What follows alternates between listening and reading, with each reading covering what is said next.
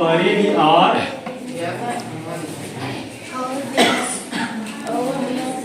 व्यास। परिधि और व्यास। पहले इसको हम लोग समझा जाए परिधि और व्यास होता क्या है। और ये किसमें पाया जाता है परिधि और व्यास? वृत्त में। किसमें होगा? वृत्त में। तो पहले वृत्त की परिभाषा दीजिए। वृत्त क्या होता है? अगर कोई पूछ लिया वृत्त की परिभाषा, आप क्या बताएंगे? एक निश्चित बिंदु, मान लीजिए बिंदु क्या हो गया? ओ। एक निश्चित बिंदु या स्थिर बिंदु से निश्चित दूरी पर, से निश्चित दूरी पर एक स्थिर बिंदु से निश्चित दूरी पर स्थित बिंदु का बिंदुपथ क्या कहलाता है? वृत्त। हमने इस तरह बताया, इसे आपको बना भी दिया। एक स्थिर बिंदु या निश्चित बिंदु से निश्चित दूरी पर स्थित बिंदु का बिंदुपथ अर्थात रास्ता। बिंदुपथ अर्थात रास्ता जो बनता है उसी को क्या कहते हैं? वृत्त कहते हैं। किसी स्थिर बिंदु से निश्चित दूरी पर स्थित बिंदु का बिंदुपथ वृत्त कहलाता है। ठीक। और ये जो निश्चित या स्थिर बिंदु होता है इसे क्या कहते हैं? वृत्त का केंद्र। इसे क्या कहते हैं? केंद्र। ठीक। और ये कैसा बिंदु हो गया आपका? कह लीजिए गतिमान बिंदु या चलायमान बिंदु, इसको आप कह सकते हैं। और ये जो बना है डॉट डॉट, इसको अगर हम पूरी तरह से मिला दें, ये क्या कहलाएगा? वृत्त। और इसे क्या कहते हैं? वृत्त की परिधि। घेरा, जो घेरा बनता है इसे क्या बोलते हैं? परिधि। क्या बोलते हैं? परिधि। अब आ जाइए, स्थिर बिंदु या निश्चित बिंदु से परिधि के बीच की दूरी को क्या कहते हैं? त्रिज्या। क्या कहते हैं? त्रिज्या।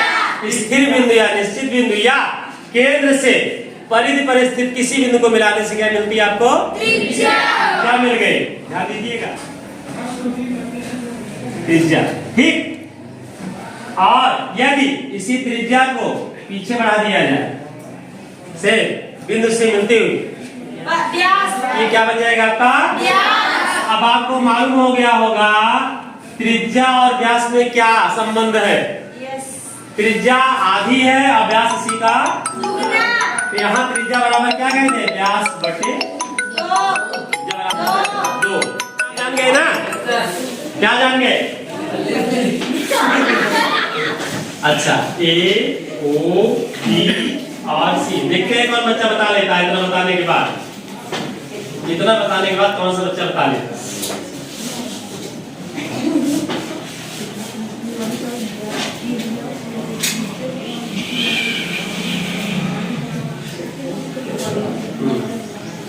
चलो, वृत्त का केंद्र बहुत बढ़िया, तो पहले बोल गया भाई। वृत्त केंद्र क्या है?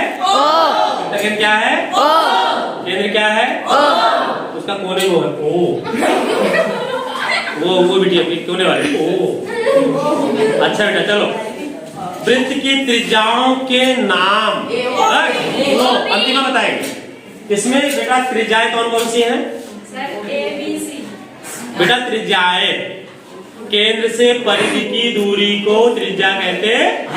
इसमें तीन त्रिज्याएं आपको बता दें। तीनों त्रिज्या का नाम बताओ। ओ ए, एक त्रिज्या हो गई ओ ए, एक दूसरी बताओ बी, तीसरी ओ सी। बहुत बढ़िया, ओ ए ओ बी ओ सी ओ ए ओ बी ओ सी। एक तो कह रहा ओ ए प्रियंका ओ ए ओ बी ओ सी। इतने त्रिज्या हो गई। आयुष कहने गुरुजी ऐसे पढ़ाते तो कब समझ में आएगा? आयुष चक्कर में है ऐसे ओ ए ओ बी ऐसे आता रहे तो कब समझ में आए? ये बेटा क्या है? त्रिज्याएं। क्या है? त्रिज्याएं। वृत्त का व्यास O B A O B. Very good. A O B. केवल एक व्यास है, ए ओ बी। व्यास किसे कहते हैं? जब कोई जीवा केंद्र से होकर जाती है। कह रहे कम समझ में आ, थोड़ा और बताइए तो। बच्चे कह रहे कम समझ में आ रहा है। ऐसे देखिए जीवा किसे कहते हैं, इसको सुन लो। वृत्त की परिधि के किन्हीं दो बिंदुओं को मिलाने वाली रेखा क्या होती है? जीवा। ये देखो, यही जीवा नजदीक होती जा रही है, यही जीवा नजदीक होती जा रही है, बड़ी होती जा रही है ना। जैसे जैसे केंद्र के पास जाएगी बड़ी होती जाएगी, और एक ऐसी जीवा आएगी जो केंद्र से जाएगी, ये क्या कहलाएगी? व्यास। जो जीवा केंद्र से होकर जाती है उसे क्या कहते हैं? व्यास। स्टॉप। तो बैठ जा। व्यास हो गया? तुम बताओ बेटा, तुम बताओ। हाँ नहीं, वही बेटा वही। अभी हमने बताया था त्रिज्या और व्यास में क्या संबंध होता है? अलग। त्रिज्या और व्यास में क्या संबंध होता है? त्रिज्या यहां तक है और व्यास पूरा है, क्या संबंध होता है?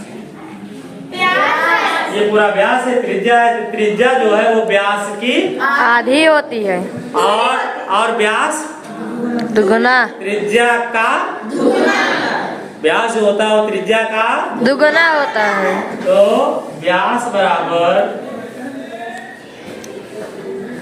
2 गुणे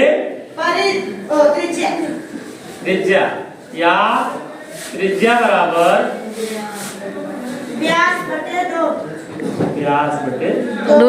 व्यास जो होता है वो त्रिज्या का दुगुना होता है और त्रिज्या जो होती है वो व्यास की आधी होती है। ठीक है, ध्यान से आप लोगों ने नहीं सुना ना समझा, समझ गए? त्रिज्या की बात आए तो व्यास का आधा, और व्यास की बात आए त्रिज्या का दुगुना होता है। ठीक बेटा, समझ गए? हाँ। अगला, वृत्त की त्रिज्या r हो, वृत्त की त्रिज्या तो व्यास के पदों में क्या व्यक्त कीजिए? व्यास के पदों में व्यास बराबर 2 गुणे त्रिज्या, तो 2 गुणे r, व्यास बराबर 2 गुणे व्यास बराबर 2 गुणे। ठीक है ना, त्रिज्या का दुगुना व्यास के बराबर होता है। अगला देखेंगे, यदि वृत्त का व्यास d हो तो त्रिज्या कितनी होगी? यदि वृत्त का व्यास d हो त्रिज्या कितनी होगी? समझ में आया? यदि व्यास d हो तो त्रिज्या कितनी होगी? d/2, व्यास बटे 2। व्यास d है ना। और ये भी आपको बता दें, r मतलब होता है रेडियस। क्या होता है? रेडियस मतलब और d मतलब होता है डायमीटर। डायमीटर मतलब व्यास। यूं ही वो r नहीं लिख दिया, यूं ही वो d नहीं लिख दिया किताब में, वो सब उस मतलब था। r means radius, radius means त्रिज्या, और d means diameter, diameter means व्यास। ठीक है।